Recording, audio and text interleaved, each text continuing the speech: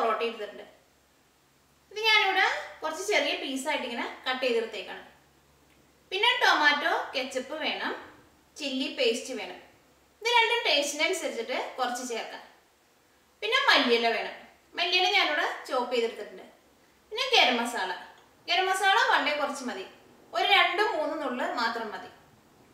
പിന്നെ capsicum slice ചെയ്തെടുത്തത്, അത് നമുക്ക് ഇഷ്ടമുള്ള കളറ് ക്യാപ്സിക്കം എടുക്കാം.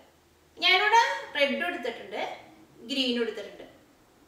പിന്നെ ക്യാബേജ് സ്ലൈസ് ചെയ്തെടുത്തത്, അതും കുറച്ചെടുക്കാം. അത് സ്ലൈസ് ചെയ്തെടുക്കുമ്പോൾ നല്ല കനം കുറച്ചിട്ട് സ്ലൈസ് ചെയ്തെടുക്കാം.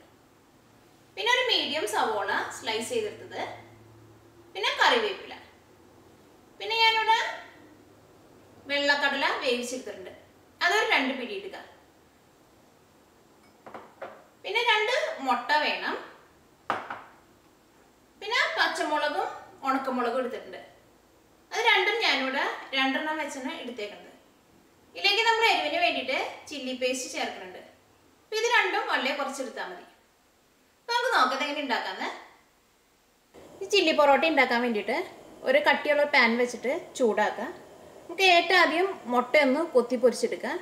മുട്ടയിലേക്ക് ഒന്നും ചേർക്കണ്ട, കുറച്ച് എണ്ണ ഒഴിച്ചിട്ട് എണ്ണയിലേക്ക് മുട്ട ഇട്ടിട്ട് കൊത്തി പൊരിച്ചെടുക്കുക. ഇതിലേക്ക് കുറച്ച് എണ്ണ ഒഴിക്കുക.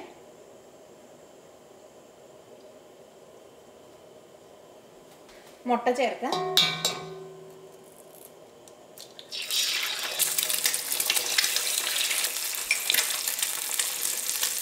ഉപ്പ് ചേർക്കുക.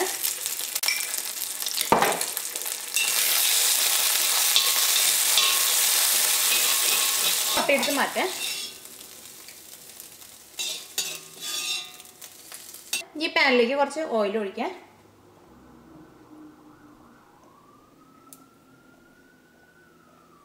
ഈ ചൂടായ ഓയിലിലേക്ക് ഉണക്കമുളകും പച്ചമുളകും കറിവേപ്പിലയും ചേർക്കാം. നമുക്ക് ഏറ്റവും ആദ്യം ഉണക്കമുളക് ചേർക്കാം. ഉണക്കമുളക് ചേർക്കുമ്പോൾ ഇങ്ങനെ പതുക്കൊന്ന് ചെറുതാക്കിയിട്ട് ചേർക്കാം. ഇതിലേക്ക് പച്ചമുളക് ചേർക്കാം, കറിവേപ്പില ചേർക്കാം.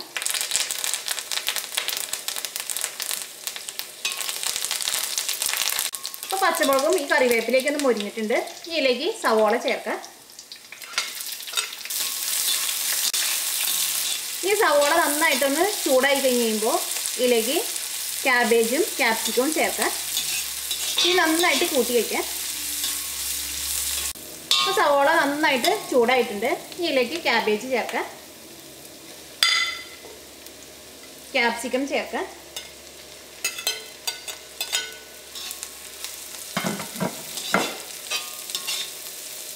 ഇതിലേക്ക് ആവശ്യത്തിന് ഉപ്പ് ചേർക്കാം.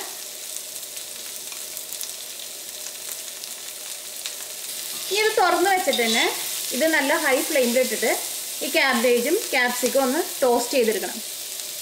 ഇതിന് വെളിച്ചെണ്ണയിൽ കിടന്നിട്ട് ചെറുതായിട്ടൊന്ന് മൊരിഞ്ഞിട്ട് ചെറുതായിട്ട് ഇങ്ങനെ ഒരു ക്രഞ്ചി പോലെ വരണം.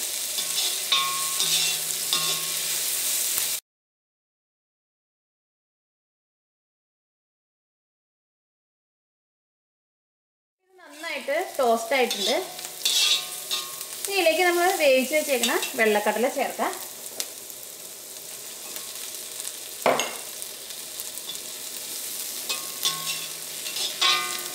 നല്ല ഹൈ ഫ്ലെയിമിൽ തന്നെ ഇടാം. ഇതൊക്കെ ഉണ്ടാക്കിയെടുക്കുമ്പോൾ നല്ല കട്ടിയുള്ള പാൻ വേണം. ഈ കടലയും ഇതിനകത്ത് കിടന്നിട്ട് നന്നായിട്ടൊന്ന് ചൂടാവണം. നല്ല ഹൈ ഫ്ലെയിമിൽ ഇട്ടിട്ട് തന്നെ ഇങ്ങനെ മിക്സ് ചെയ്ത് കൊടുക്കുക. അപ്പോൾ കടലയും നന്നായിട്ട് ചൂടായിട്ടുണ്ട്.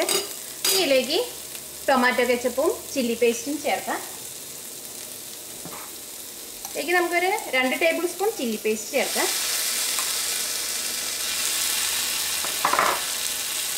1 ടേബിൾ സ്പൂൺ ടൊമാറ്റോ കെച്ചപ്പ് ചേർക്കാം. ഇത് ഏറ്റവും ആദ്യം നമ്മൾ ഇത്രയ്ക്ക് ചേർത്ത് കഴിഞ്ഞിട്ട് പിന്നെ ഇതെല്ലാം കൂടിയിട്ട് മിക്സ് ചെയ്തിട്ട് പിന്നെ ടേസ്റ്റ് വേണമെന്നുണ്ടെങ്കിൽ രണ്ടാമതും ചേർത്താൽ മതി.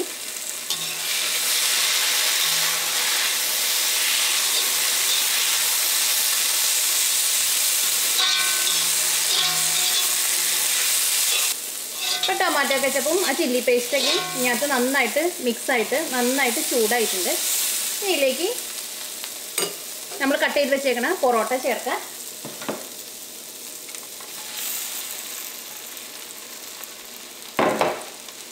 മല്ലിയില ചേർക്കാം. 2 നുള്ള ഗരം മസാല ചേർക്കാം. കൊത്തി പൊരിച്ച് വെച്ചേക്കണം മുട്ട ചേർക്കാം. ഇതെല്ലാം കൂടിയിട്ട് ഒന്ന് നന്നായിട്ടൊന്ന് മിക്സ് ചെയ്യാം.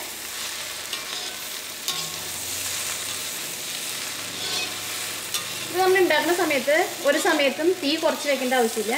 എപ്പോഴും ഹൈ ഫ്ലെയിമിൽ തന്നെ ഇടാം.